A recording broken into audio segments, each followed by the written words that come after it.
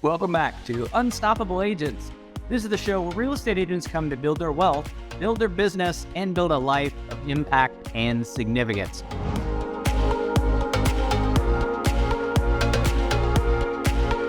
If you're knocking all three of those out of the park, there's no way that you will not win. There's no way you won't put 30%, 40% more income that you have been. There's no way you won't stay consistent in your revenue. It just won't happen.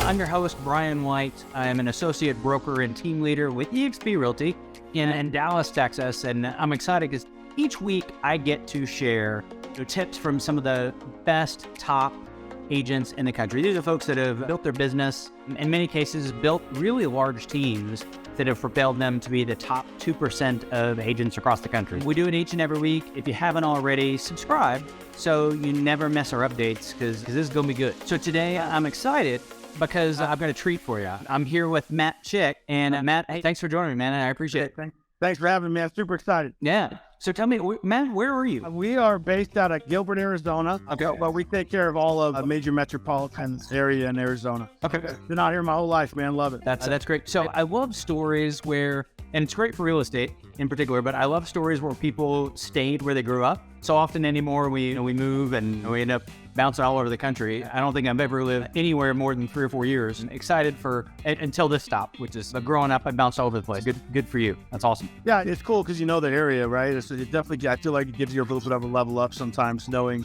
it like the back of your hand and living in it.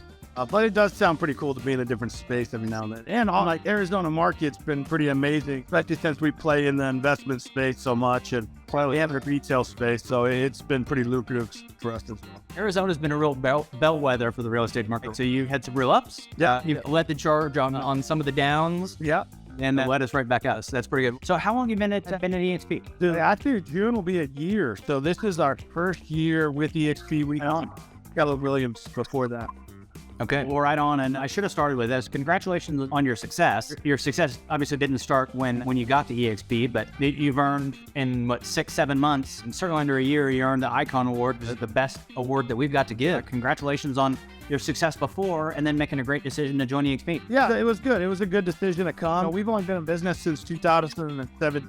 So we've scaled rather quickly. Yeah. It's been really good for that. I did 1 year as a single agent and then started building a team right after that. So we got about 4 years under our belt as a team, and thank God, blessed that it's done what it's done through some hard work and being stubborn and really driving it from the front. But eXp was an amazing decision. It was lucrative. It made a lot of sense, and we didn't do it lightly. Like it was a 4 or 5. It was probably a 2.5 year courting process with Kevin and Fred, and on top of that, looking at it. So it was a big decision, and I'm glad that I made it. I'm glad that I've made the decision to come, and it's everything that I've wanted it to be thus far. Well, let's just hit on that for a second. You're almost a year in, not quite. So far, what are your 3 favorite things about eXp? So the number one thing is that we are opening in new markets. So we opened up in the Georgia market and we've done stuff in the Texas market.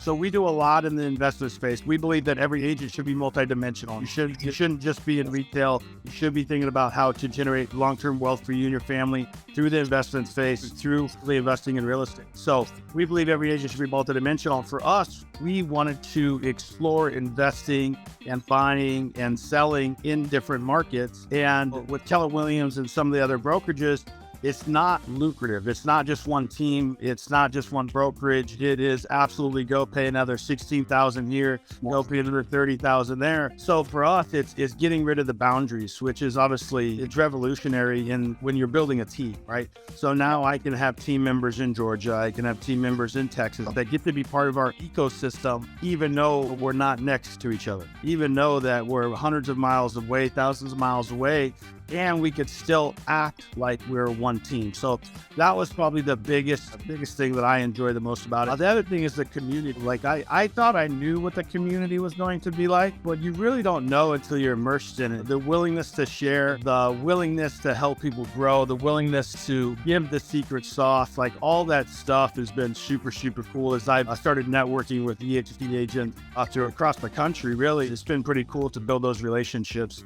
That's been a cool thing. And then like specific to Arizona, like our brokers, like Kathy Swan, She's phenomenal. She's there when I need her. She's great at taking my phone calls. We've had some challenges that we've needed to work through being new to eXp and playing in the spaces that we've played with. And they've been super open. They've communicated, and it's just been awesome, man. But the community's probably the number one, and then the boundaries is the other one. My upline's amazing, man. Kevin and Fred, Curtis Johnson, those guys, they're phenomenal leaders. They're phenomenal people to run with. So just being in relationship with all those guys. So I love all the things you hit. But so when I'm talking to agents, it's so often they say, "Oh, I love my broker." Okay, cool. I'm glad. High five. You might love your broker in other places too, because our brokers are amazing, but it's a different financial conversation. You need to love your finances and love your wealth building more than you love your broker, or at least enough to explore the potential that there might be another option. Yeah, and that's even something I didn't even touch on. Like, I feel like everybody knows already that if you're looking, like, the rev share is phenomenal. I don't even feel like I need to mention it. You know what I'm saying? It's like, if I was to get on here and just go, "Oh, the rev share is great," like, everybody's heard that story. There's not another brokerage that does that. You know what I'm saying? It's not even. So, like, to get my office paid for just from the amount of business that my team does is pretty cool. You know what I'm saying? So it's not even, that's a no-brainer. It's everything else that I was surprised about how great it was. You know what I'm saying? I do know what you're saying. And then the other thing that you hit on is the collaboration and the community piece. And when you're talking to people, if you're not part of eXp, it's peace. But people will say, "Oh, well, you got a great community too." And again, you probably do. But all of us saying how great our community is have been other places. My wife was so mad at me when we decided to come to eXp 5 years ago. She was so mad because of the culture, and we had friendships and we had people that we collaborated with. But and that was in our office, but it's a whole other national, now global level. And we just opened up the ability, when you talk about being in multiple markets, we just opened up the ability to be global so we've been one brokerage nationally. Well, now we've got that ability globally, right? So one of the agents in my market just shared a listing. She referred an agent in Italy. So she referred a deal to a listing agent in Italy. She's going to get a referral fee for that. But then we're also sharing that here because we're that connected as a company globally. We're sharing listings. It's cool. We're sharing listings in Italy. So that's cool. You as an investor, right? So you know how that opportunity to be, man, we need to get you a villa. We need to get you in Italy. Let's go. I can't wait. That's pretty great. I love it. So I love a tip, and this may or may not be one of the things you want to dive deeper into, but I love a tip that you shared that agents need to be multidimensional. What three things, if you were to give an agent 3 tips in the market right now, what 3 tips would you give a new agent in the market right now? So I hope I answer this question differently than everybody else that has ever been on this. And I might not. One, right now, Ludi, if you're not crazy active with your time and your prospect, staying dialed on the discipline things, on the things that we don't necessarily want to do. If we're not staying disciplined on ourselves as an individual, the things that are important to us and us becoming the best version of ourselves so we can then operate in our business at the highest level, I think that you got to work on yourself before you'll ever create the business that you want. There's just no way around it. You cannot be smaller than the business than you want to grow. You have to be bigger than the business that you want to grow. So I think, first of all, we got to work on yourself. Hey, if we were doing an hour and a half of lead gen, we need to be at 3 hours. We need to be doubling it. We need to be doubling down on the conversations. Instead of 20 contacts, we're looking for 40. And we need to make sure, the third thing I would say is skill set. If your skill set is not where it needs to be, you need to be in the rooms that it's going to be to have the skill set, right? You're not going to convert the same amount of leads as you have in the last 2 years because we are a totally different market. Especially for the new age. Especially if I was to go agents that have only been in the business 3 years that don't know what a normal market is, like 2016, 2015. Like, you don't know. It does take a different skill set to be successful. It does take a different activity to be successful. So I think it's a combination of those 3 things that work. And I don't think, let me be very clear here, I don't think you can be missing one and be successful in the rest. It starts with you. It always has. It always will. Then it goes into your skill set, and then it goes into your activity. If you're knocking all 3 of those out of the park, there's no way that you will not win. There's no way you will put 30%, 40% more income that you have been. There's no way you won't stay consistent in your revenue. It just won't happen. And then I'll give you a fourth one because I feel like I'm on a roll right now.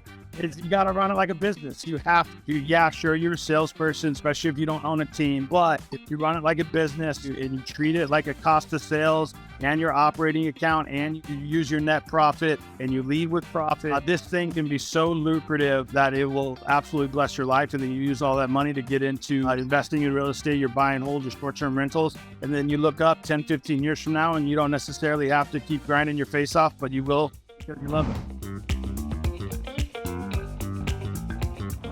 So number one, that was fire. That was awesome. And I'm going to kind of work backwards, or at least I'm going to start on the bonus first. I love what you shared about profit first and the idea of setting up the operating accounts, because it really is the kind of business. And this is outside of eXp. So eXp is a unique opportunity where they're like built-in investment deals, right? So you got stock built in as an opportunity. You've got rev share built in as an opportunity. But even just in the core business for folks watching, real estate has such a flywheel opportunity that as you're making more contacts, or you're spending more time with people, you generate profit. And then the contacts that you're having, it's the only industry where insider trading is not only legal, but it's encouraged. Yep. So you have more conversations, which means you come across more deals. If you are fiscally responsible and you kept money in the bank, well, the deals represent an opportunity. So you could take advantage of that opportunity before anybody else even knows about it. And then your cash generates cash. So, and I just love that you shared that. And your appointment needs to be able to have that. So we teach a Foursquare. So we teach there's 4 different ways to sell a property. Your appointment needs to have that built in to where you're teaching your clients and giving yourself an opportunity where you could potentially pick that up as an investor. I love it. That's awesome. So actually, I'm going to come back to the other 3, but talk about that. So there's 4 different ways to sell a property. Can you walk us through that? Yeah. So obviously number 1, everybody knows is retail, right? List the house as. Two, we talk about institutional buyers, right? So those are your big box buyers. So your REITs are coming back into play right now. Your open doors, your offer pads. If you're not in those markets, there's big box buyers in your market that are buying. Then we talk about fix and flippers, your cash buyers, the people that you should. And then the 4th one, we talk about creative finance, where that seller, do they want to turn their asset into a rental? Do they want to turn their asset into a short term? Do they want to become an investor? Or is there an opportunity for you to partner as investors where you do maybe a joint venture flip with them, where you're maybe doing some seller carry where they get cash flow and then you get to pick up the asset? There's the wrap program that's out there with the wrapping mortgages.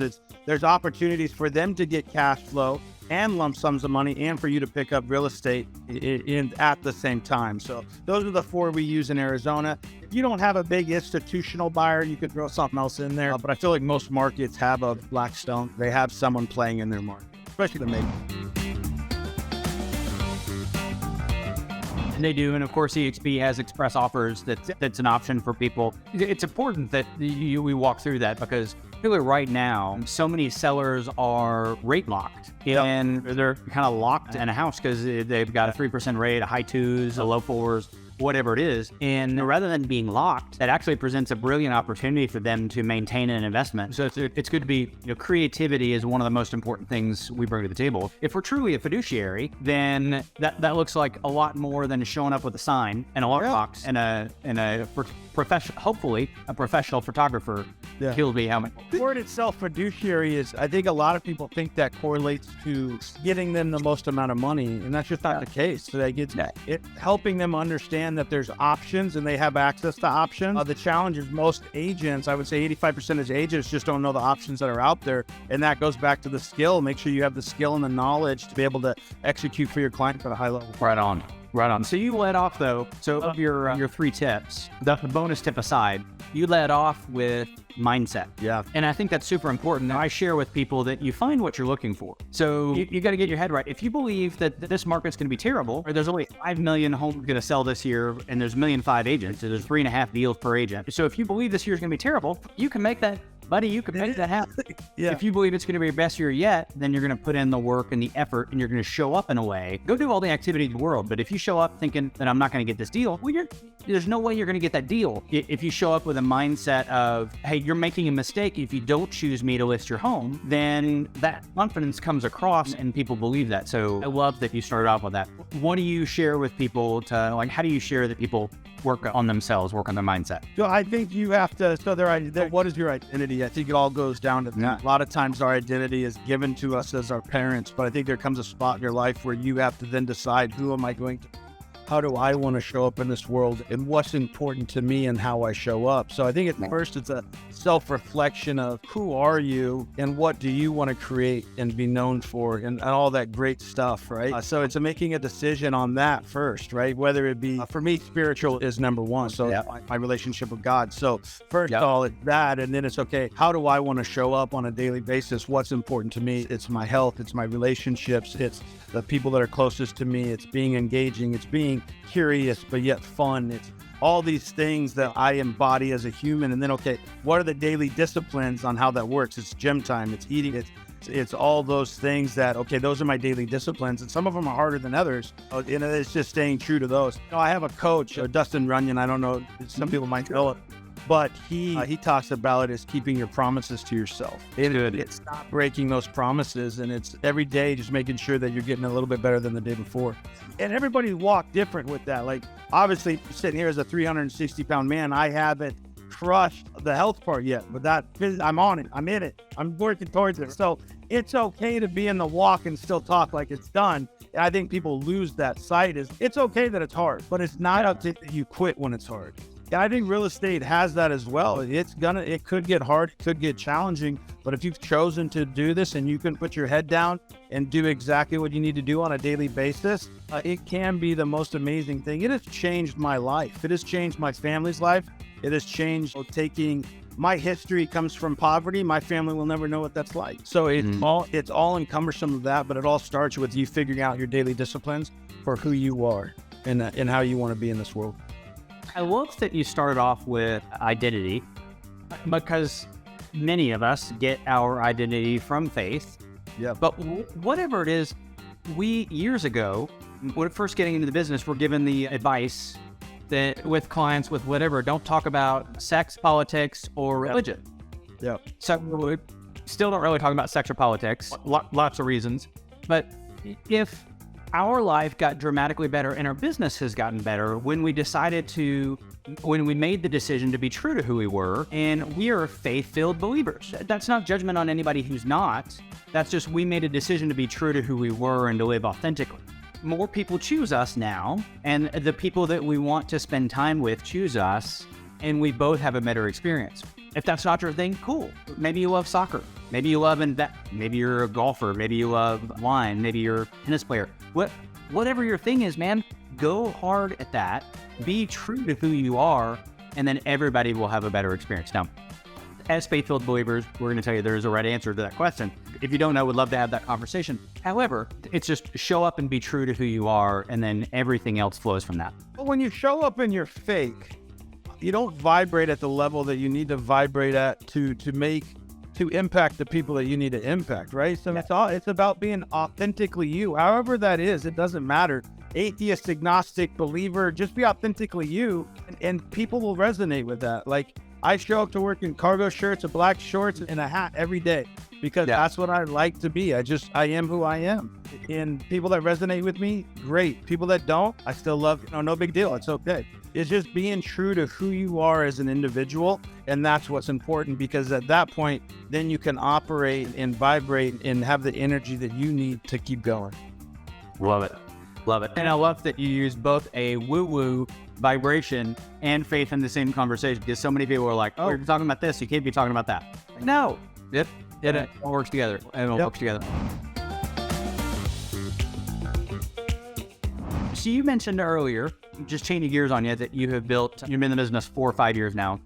And 1 year in, you started building a team, and then you've had a tremendous level of success there. So what did you do to build your team so quickly? What were the steps that you took to make that happen? It's number one, right? You got to get people on the bus. So and then it's the systems around making sure that the people on the bus are being successful. And there's a way to do it correctly. I think we were more of a headcount team where we were just trying to put bodies on the bus, help people learn how to work their spheres, teach them to be not multidimensional, and then give the A-player agents, the top 20% access to leads, and the 80% just did what they did. We weren't a very high accountability team. Oh, you didn't have to put your numbers in. If you did deals, great. If you didn't do deals, no big deal. And we were able to do 250 to 275 units year over year. Last year we did right around 200 with the market shift. But there's also something very sexy about having 7, 8 agents that are very accountable, that are very in the mix, working the leads, doing the deal every day with a high level of accountability. I think you have to look at yourself as a manager and say, okay, who do I want to be in that? For me, I like the accountability piece. I like the 7, 8 agents, grind your face off, and we go after it. So it was a decision in who I wanted to, again, what kind of team did I want to have? And I've done both. I like the smaller team. Like right now, my team's 10, and every day I have 5 or 6 people working leads. We're finding deals every day, and then so we just keep going. I like that makeup. But there's nothing wrong with having a 60 count team if they're all producing, right? I would say the number one thing is that lead with value as a leader would be the number one thing. I like my income being directly in portion on how someone else performs. It was like that when I was in the car business. It was like that when I got to real estate. So it's just what I've known. So if I can help someone go out there and change their life, change their income, in return, my life changes, my income changes. So I get to lead with value. I get to show up, coach, train, mentor. I get to drive the bus from the front. If I need to get in the deal and close deals, I can do that. I just like it being directly correlated with that. So that was the number one thing for me, is just lead with value, really pour into the agent population, high level of training, and then a handful of accountability. Right on. That's a mix that works, right? So it lines up with what you shared for new agent tips. And it would get your mindset right, get your skill set right, and then drive a level of activity. And when you do those things, it's amazing how business falls out the other side. You show up right. Secret sauce. There's no secret sauce. No, that's right. Everybody's trying to solve for, hey, how do I push a button? How do I do the TikTok dance and then have business fall at the other side? And the reality is you still have to do the follow-up. You still got to do the work. And even if you solve the lead gen where deals just fall into your lap, you still got to do the work. You still got to convert. And you still got to connect and have human relationships. 100%. Awesome. As we wrap up, is there anything else that you want to share that you haven't already? Yeah. So I'll leave you with this. It's your worth what you can create. And I'm not talking about your self-worth, because I believe that's given from God, but I'm talking about in this world, how we show up and what you do. You're worth what you can go out there and get. I think a lot of times people feel like there's like you need this permission slip signed. No, you just need to be very clear on your intentions, very clear on what you want, and then you need to work your tail off creating it, and it will be exactly what you want it to be if you're consistent over time and just continue to do all the stuff that needs to be done to create it. But don't worry about anybody else. Stop comparing yourself to other people and just focus on what you want in your world and for your family, and then just go out there and create it. But what I'll tell you is that you are worth it. It's amazing. Exactly what it's supposed to be. And whatever you got in this business for, it can be exactly that if you're just willing to go out there and do it and work at it and just stay faithful to it and just love the process. Right on. I love it. There's so much talk about testing what it is that you want. And too often people forget okay, so first you got to see it and then you got to go make it happen. Yeah. It's a two-start. First, you see it, and then you go do it. So I love what you shared. You are worth it, and you can go make it happen. Matt, we've got your socials, so we know how people can reach you. So if anybody's been to Arizona, I know Matt and his team would love to serve you. So we'll include his contact information, make it easy for you to chase him down and raise your hand so you can get great care, whether you're buying an investment property or a home for yourself. Matt, thank you for joining me on all your success. It's great getting to know you a little bit. I love it, man. If you guys need anything else, let me know. All right, cool. Take care.